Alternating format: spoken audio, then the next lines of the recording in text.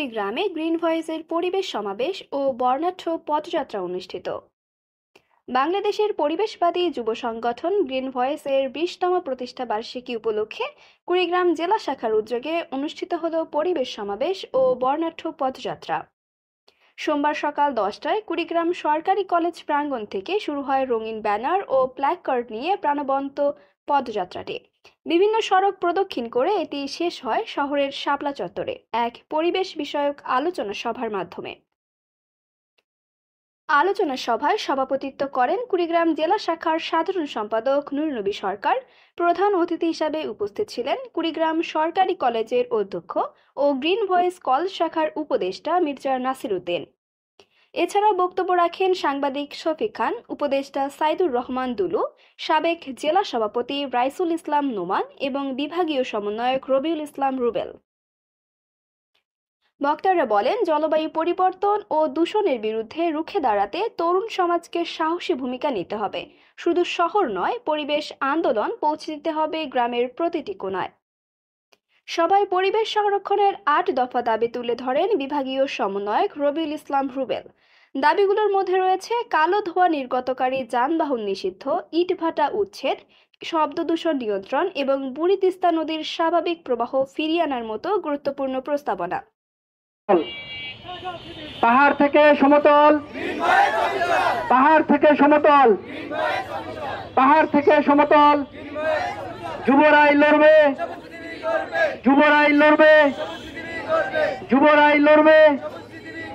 সম্মানিত উপস্থিতি, সবাইকে অসংখ্য ধন্যবাদ এই প্রখর রোদের মধ্যে উপস্থিত হওয়ার জন্য। গ্রিন ভয়েস পরিবেশবাদী যুব সংগঠন 20 বছর পেরিয়ে 21 বছরে পদার্পণ করেছে। আমরা চাই বাংলাদেশে একটা বাসযোগ্য বাংলাদেশকে চাই। আমরা চাই আমাদের বাংলাদেশ যেন সবুজ শ্যামল বাংলাদেশ হয়।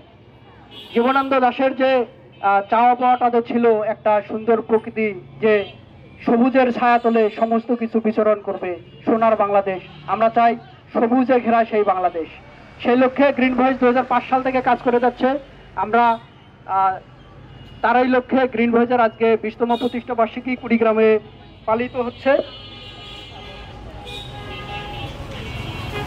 এই প্রতিষ্ঠা বার্ষিকী থেকে আজকে আমরা কিছু দাবি দেওয়া উপস্থাপন করতে চাই, যেগুলো আমাদের শুধু কুড়িগ্রাম জেলার জন্য না, সারা বাংলাদেশের জন্য খুবই জরুরি। প্রথমত আমরা বলতে চাই, জীবাশ্ম জ্বালানি নির্ভর ও পুরাতন যানবাহনের ব্যবহার বন্ধ করতে হবে এবং কালো ধোঁয়া নির্গমন ঠেকাতে ফিটনেস পরীক্ষা বাধ্যতামূলক করতে হবে।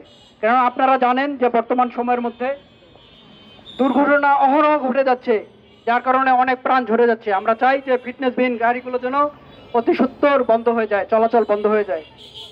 সব অবৈধ ইটভাটা বন্ধ করতে হবে, নদীর পাড়ে ইটভাটা ভেঙে ফেলতে হবে এবং কাঠ বা গাছ জ্বালানি হিসেবে ব্যবহারের পুরোপুরি নিষিদ্ধ করতে হবে। আপনারা সকলেই অবগত আছেন যে ইটভাটার কালো ধোঁয়া পরিবেশের জন্য খুবই ক্ষতিকর। আমাদের কুড়িগ্রাম জেলা উর্বর একটি উপজেলা, যেখানের মধ্যে ফসল খুবই উৎপাদিত হয়, কিন্তু এই যে কলকারখানা, যে কালো ধোঁয়া, কলকারখানা, ইটভাটা যে গড়ে উঠতেছে, এই ইটভাটার কালো ধোঁয়ার কারণে সেখানকার পরিবেশ নষ্ট হয়ে যাচ্ছে, মাটির উর্বরতা নষ্ট হচ্ছে।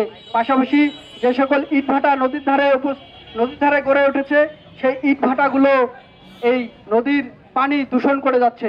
এজন্য আমরা চাই যে ইটভাটাগুলো দ্রুত বন্ধ করা হোক।